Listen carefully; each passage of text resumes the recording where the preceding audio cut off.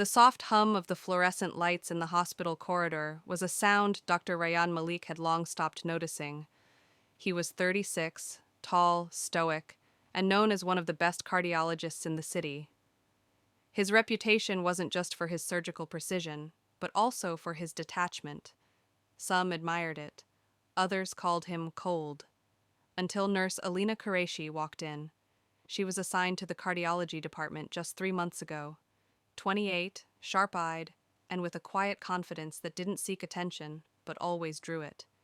She didn't flirt, she didn't fumble.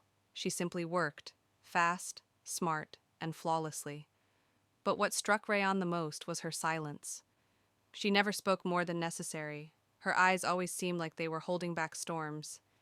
It started with small things. He began to notice when she was on shift. He'd catch himself lingering in the staff lounge longer if she were there. During surgeries, their teamwork was seamless, almost like choreography. One night, during a particularly long shift, he found her on the hospital rooftop.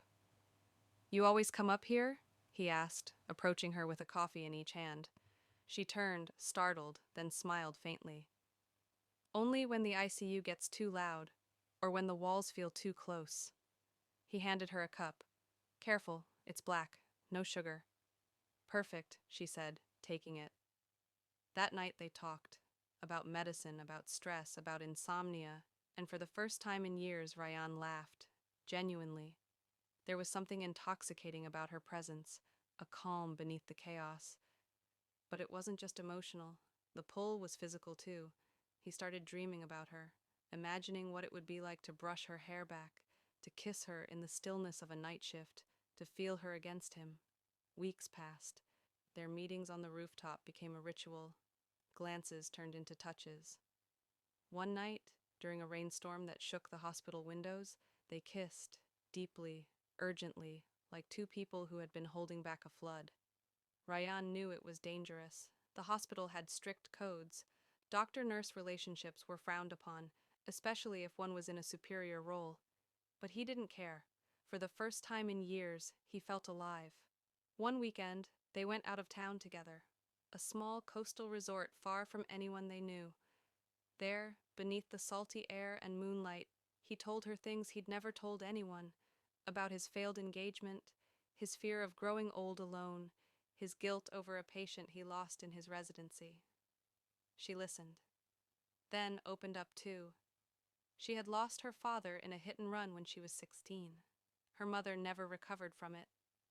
She spoke of growing up too fast, working 3 jobs during nursing school, and of the man who once broke her trust so badly she never thought she'd fall again. Rayan held her that night like he would never let go. They became careful back at the hospital, whispered conversations, hidden smiles. No one suspected anything. Until one evening, she disappeared. She didn't show up for her shift. Her phone was off. Rayan tried her apartment. Nothing. No one knew where she'd gone. Panic clawed at his chest. After 48 hours, she returned, calm, composed, as if nothing had happened. "Family emergency," she said with a tired smile. Didn't have time to inform anyone. But something in her had changed. She seemed distant. Rayan confronted her on the rooftop. "You're hiding something," he said, stepping close. She looked away.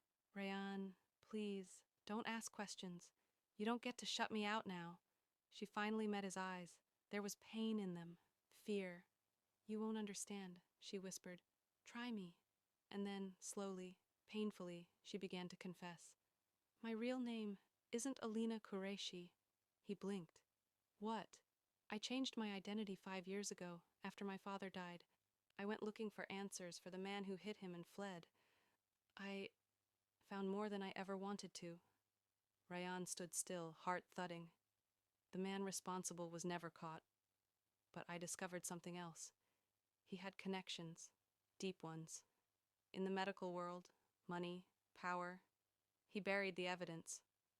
My family was silenced with a small settlement we never accepted." She paused. "I took a different name. Entered this field not just to heal people, but to find those who hurt us." He felt his throat dry. "Why are you telling me this now?" Her eyes locked on his. "Because the man who helped cover it up, was your father. Silence. The world tilted. Ryan took a step back. What are you talking about? Your father was on the hospital board back then. He wasn't driving, no, but he used his influence to protect a colleague's son.